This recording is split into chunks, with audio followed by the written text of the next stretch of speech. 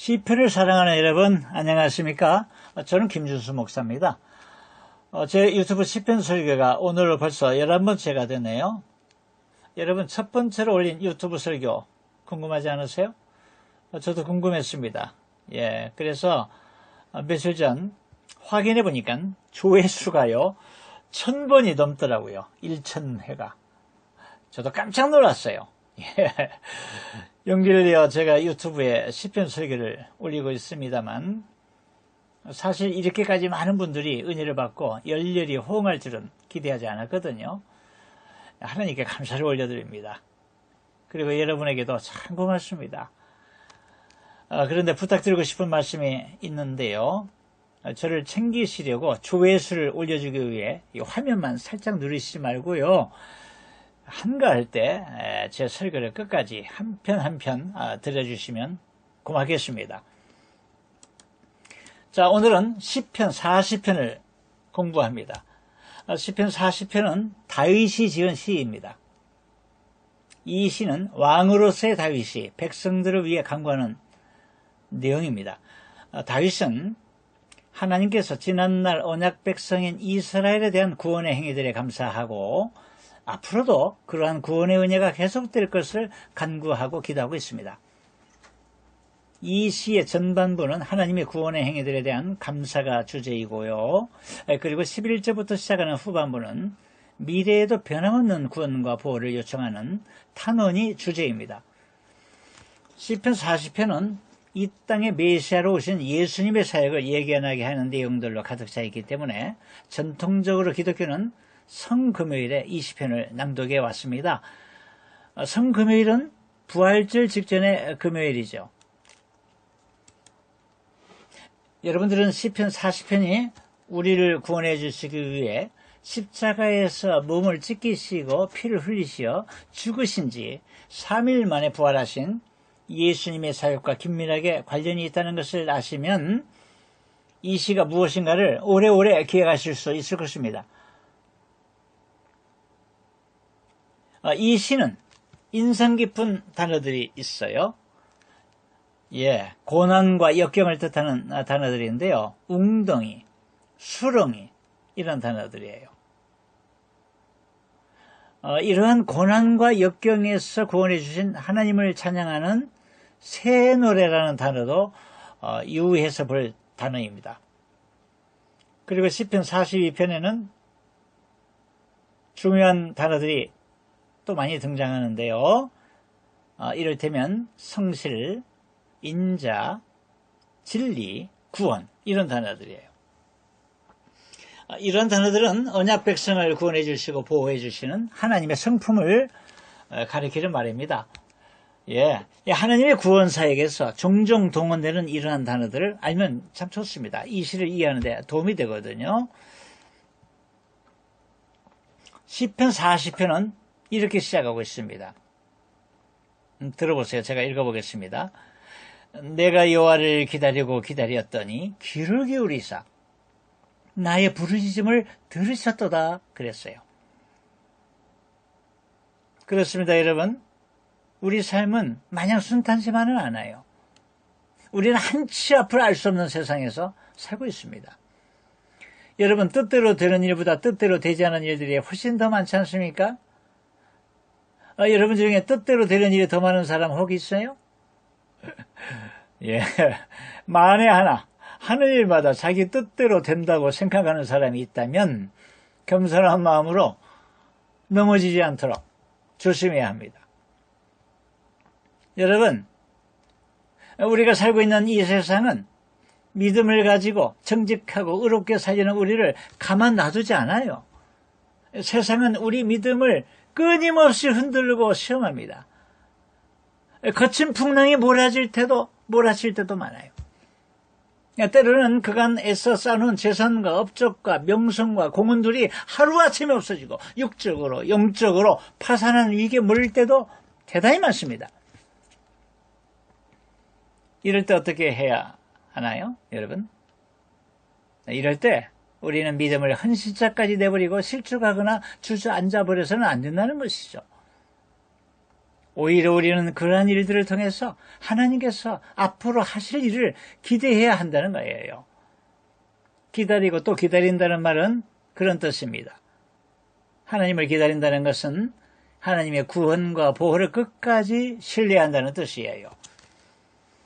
변함없는 하나님의 구원을 확신하고 믿음으로 사는 사람은 내가 여호와를 기다리고 기다렸더니 귀를 기울이사 나의 부르짖음을 들으셨도다 라는 환호성을 터뜨리게 된다는 것이죠. 그리고 그는 이렇게 자신의 믿음이 한 단계 성숙해진 것을 확인하고 하나님께 감사의 기도를 올려드리게 된다는 것입니다. 나를 기가 막힌 웅덩이와 수렁에서 끌어올리시고 내 발을 반석 위에 두사 내 걸음을 견고하게 하셨도다. 할렐루야. 여러분, 그래요. 우리 인생은 돌이켜보면 기가 막힌 웅덩이와 수렁의 연속이었습니다. 저와 여러분의 인생이 항상 평탄하고 형통하기만 하면 얼마나 좋겠습니까? 그런데 생각해 보십시오. 삶이 항상 평탄하고 형통한 사람이 이 세상에 어디에 있겠습니까? 그런 사람은 단 한 사람도 없어요. 겉으로 보기에 남들은 다 좋게 보여요. 겉으로 보기에 남들은 다 행복하게 보입니다. 그런데 그것은 착시현상이에요. 착시현상. 여러분, 겉으로 보기에 남들은 다 평탄하고 형통해 보일 뿐 그 속을 들여다보면 새카맣게 타 있어요. 그 속을 들여다보면 고난이나 결점이 없는 사람은 단 한 사람도 없다는 것이죠. 여러분, 삼성그룹의 이건희 회장 보세요. 돈이 얼마나 많습니까? 그런데 건강이 안 좋잖아요. 박근혜 전 대통령 보세요.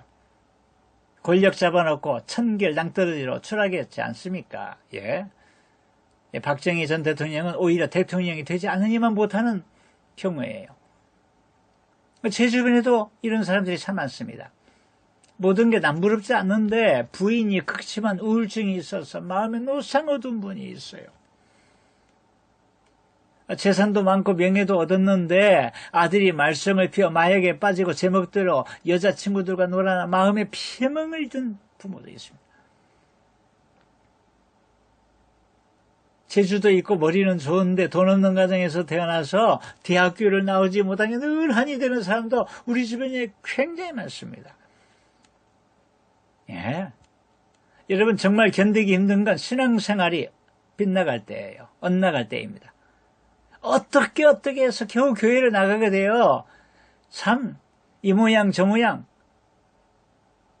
엄청나게 헌신하고 섬겼는데 교회를 잘못 만나서 목회자를 잘못 만나서 시험에 들고 급기야 이단에 빠져버리는 사람도 있지 않습니까? 여러분, 이러한 역경과 시련이 기가 막힐 웅덩이와 수렁인 것입니다. 하지만 시인의 고백처럼 여러분, 어떠한 상황에서도 하나님을 의지하십시오. 어떠한 상황에서도 하나님을 신뢰하십시오. 우리 하나님은 그를 믿는 사람에게 은혜를 베푸시고 구원해 주시는 분이기 때문에 그렇습니다.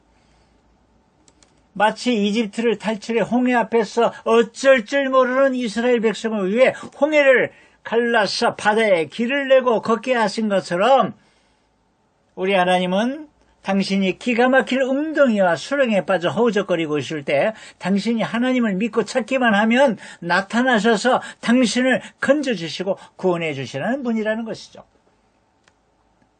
그래야 당신의 발을 다시는 웅덩이와 수렁에 빠져 허우적대지 않도록 단단한 바위 위에 세워두시고 당신의 발걸음을 견고하게 하신다는 거예요. 할렐루야, 할렐루야.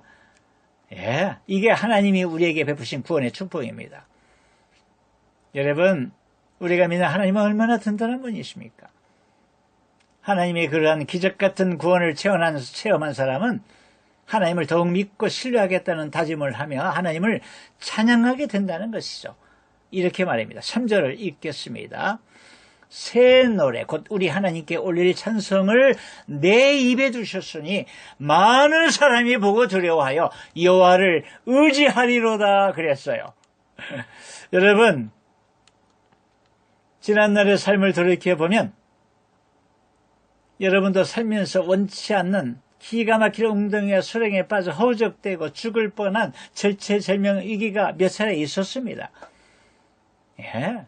그런데도 하나님을 믿고 신뢰했더니 놀랍게도 하나님은 당신을 그러한 환난에서 구해주시고 안전하게 살게 해주셨습니다.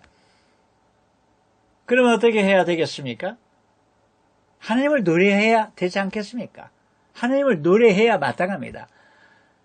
시편 기자는 새 노래로 하나님께 영광을 돌리라는 것입니다. 새 노래.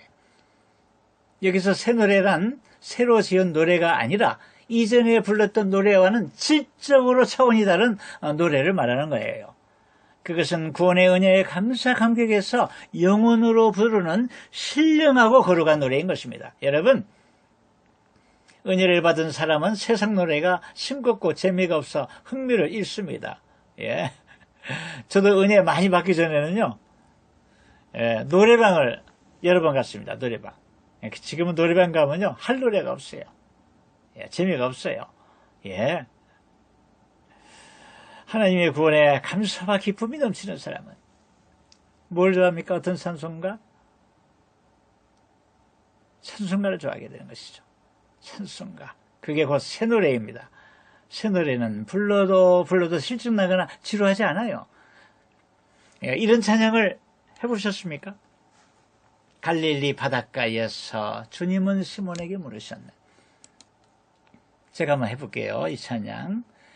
갈릴리 바닷가에서 주님은 시몬에게 물으셨네.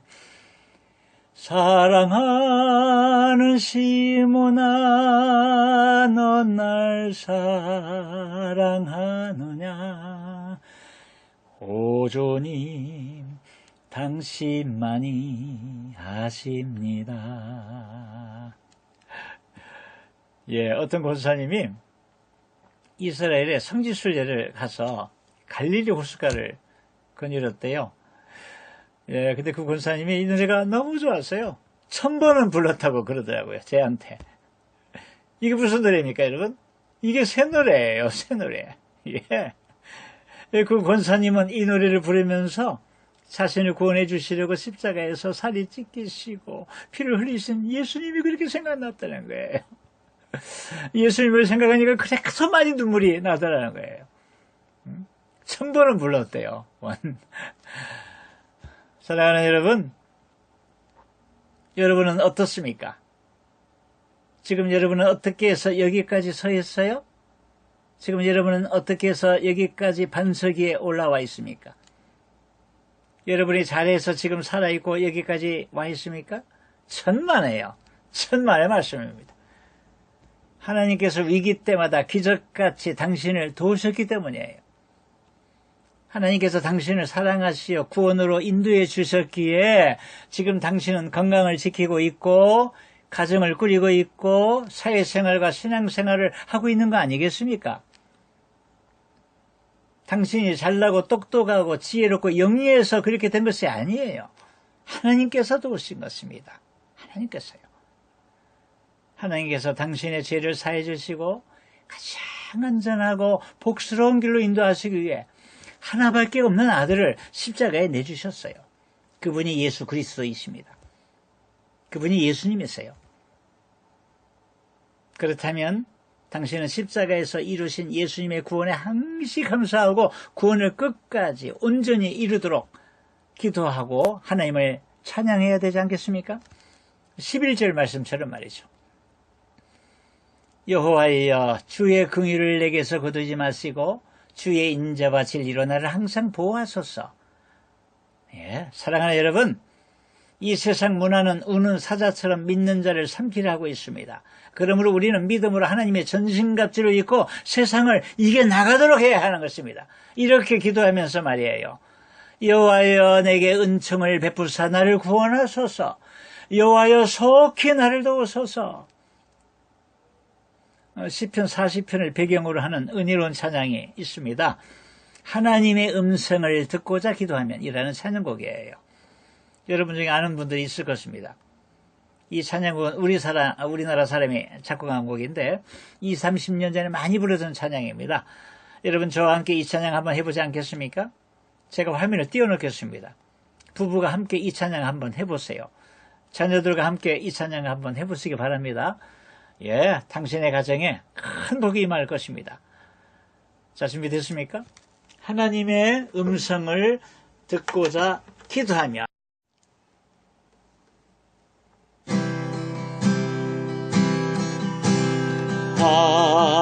하나님의 음성을